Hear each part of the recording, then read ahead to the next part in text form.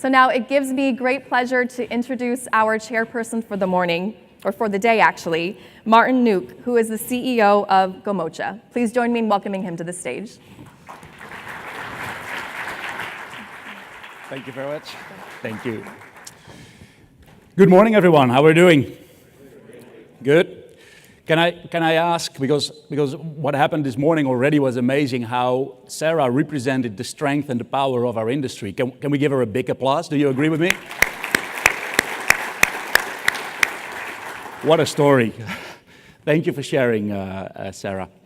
Opening remarks here. So, with that kind of strength of our field operation, we can be proud of our industry. At the same time, there is still a lot we need to work on.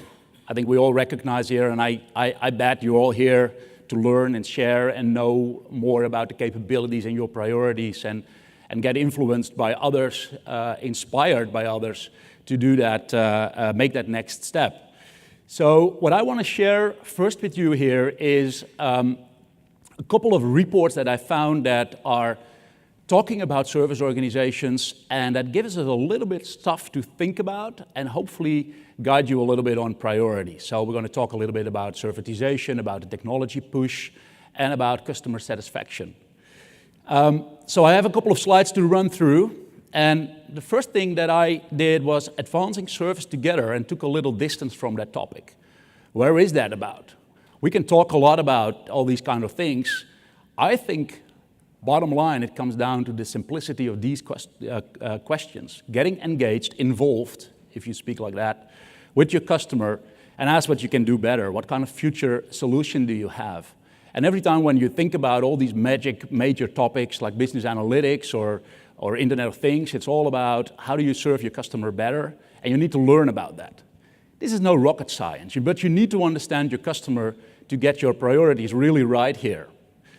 And then that is not enough, because if you have only that information from your customer, that will bring you an opinion, just one view from that perspective. You can do that with multiple, but the complexity, of course, is something that we know from back early days, late 80s, early late 90s, where this data scientist says, without data, you're just another person with an opinion. You need to have the underlying data elements and knowledge to make up your mind and set your strategy right to optimize your service and customer behavior, customer satisfaction.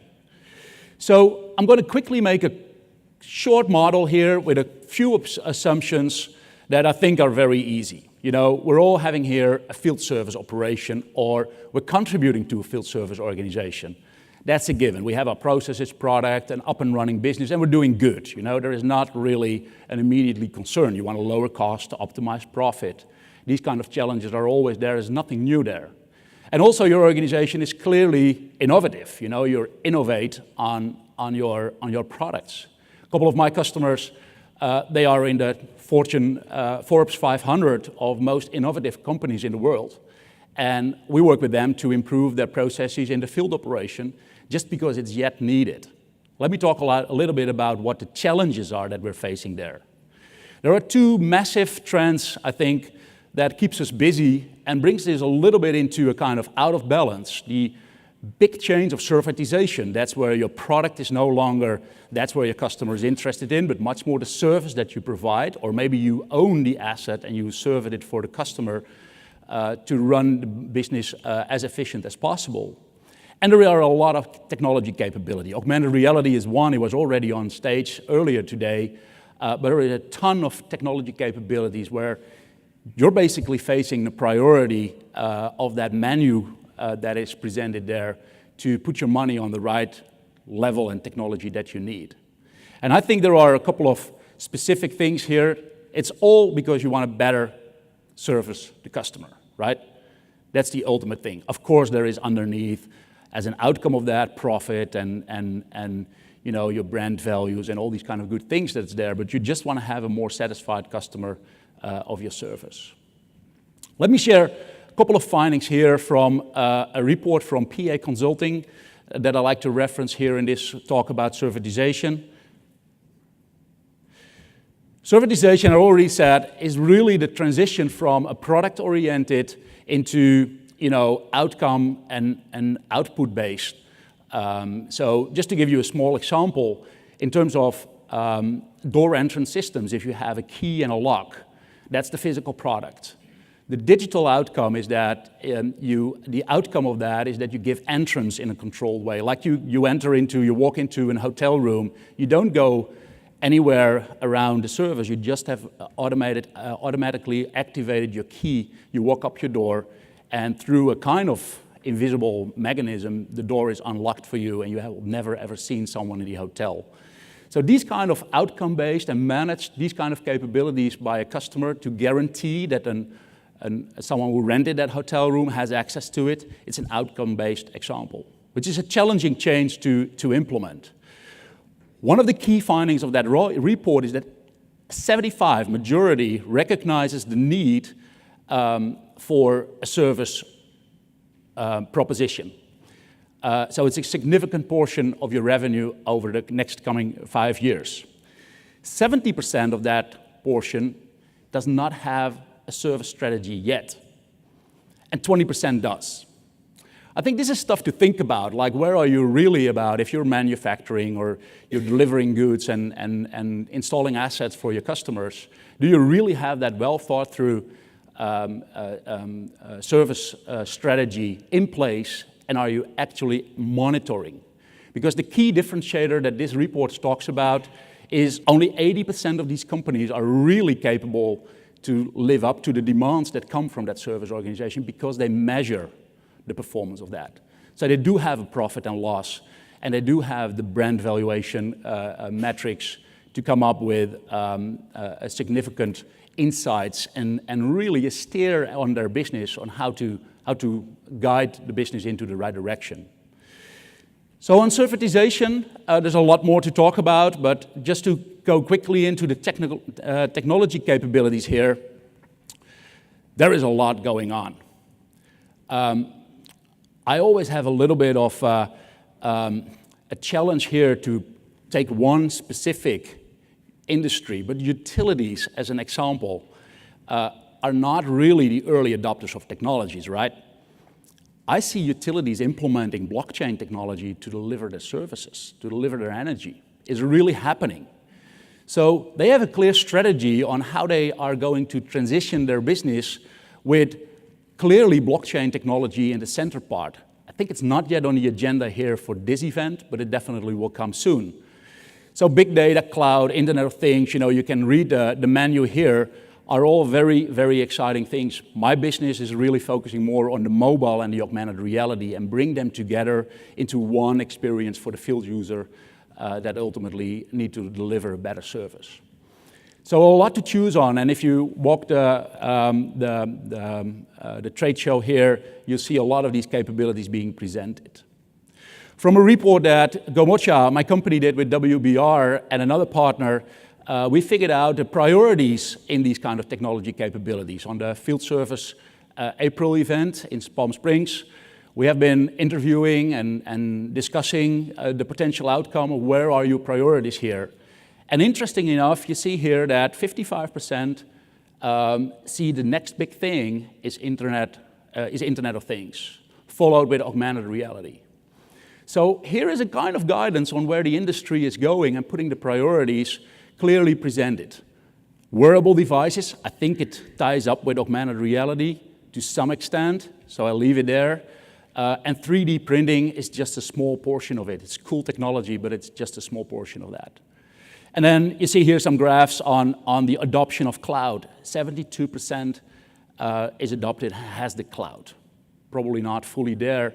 So these are kind of a couple of priorities that we see the industry. What here in red circled out, and it's definitely interesting read to go through the full report, yet we see service, and it comes back over and over again, and I hope we can make a change there, yet we see service as a kind of cost control center. And I think the whole magic of going into real servitization and benefiting from the technical capabilities and building a business case to benefit from all these technologies that are out there, you have to see it and approach it as a profit center. That's a key finding here from this report that, of course, we're more than happy to change.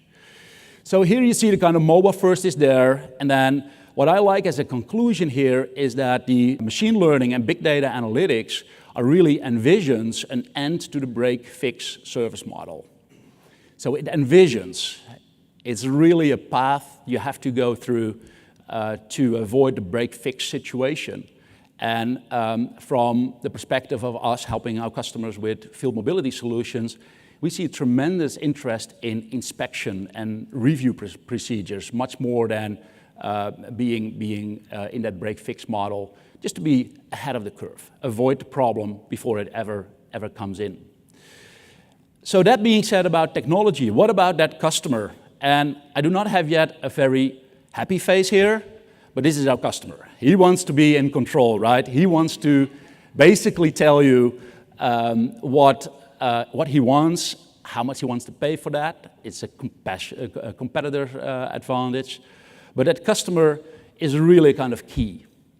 And this is the thing that I think we should be focused on the most. We all do customer satisfaction metrics, right? In some shape or form, we have them. Hopefully you have multiple of them. A Gartner report says organizations have on average 50. There are some that has 200, so just to benchmark a little bit your own organization on how you're doing. And they aggregate all into a customer satisfaction, which is very popular, with a 70% adoption, and the NPS with 17%, the Net Promoter Score. These kind of indicators are really good and easy to understand on an executive level, but what they do not provide you with is a kind of insight on how to trigger change, what really to do. It gives you the kind of overall view, but that's it. It doesn't give you a kind of tool, so you really need to understand the underlying metrics here to do better. And then the report goes on, is that the indirect and direct feedback and the inferred feedback are yet to be implemented. So really asking the question after you've serviced your customer how he's doing, it's not a common practice. That's how I read the product. If you're there, then I will give you the number in which portion of the industry that you are representing, and then you're doing a very good job, I think. So it's very hard to do that, and the recommendation here is find as many opportunities as possible to get feedback out of any journey that you have with a customer. If it is a sales journey, then you basically need to capture as much as possible feedback on that. If it is a break-fix journey, get as much as possible feedback from that journey that you have with the customer. There's a great opportunity there to learn from your customer, generate the necessary data points, analyze them, implement change, and improve your business only with that simple mechanism. It's hard to implement. And this is what the Gartner prediction says. In 2019, less than 10% of the field service organization will have an integrated voice of customer feedback application. That doesn't only count for field service, that is on all the different aspects, and really a case management solution that compares notes, analyze, and automatically come up with suggestions. That's the voice of customer application that you want. So it's all understood. The customer is at the heart. The customer satisfaction is at the heart of the business. It will take time to get KPIs adopted, but clearly here, organizations are looking more and more for outside help. This comes from the Gomocha WBR report that I want to share with you. And really the kind of how effective you can capture the data, the better the insights you will have, and you can make your ambitious decisions based upon that. We're going to talk a lot about that on the panel discussion later on here on stage with a lot of experience out of the business, so that will be great. Because, you know, customer satisfaction is the obvious differentiator between your competitor. That's really what it is. That counts also for my business as well. So collecting feedback is really simple with the products from Gomocha. I have to promote that only with one slide here. I wish you a lot of inspiration here in Florida on this servitization challenge, customer satisfaction challenge, and finding the right priorities on where do you invest your dollars in terms of technology in. So with that, I just want to introduce the next speaker.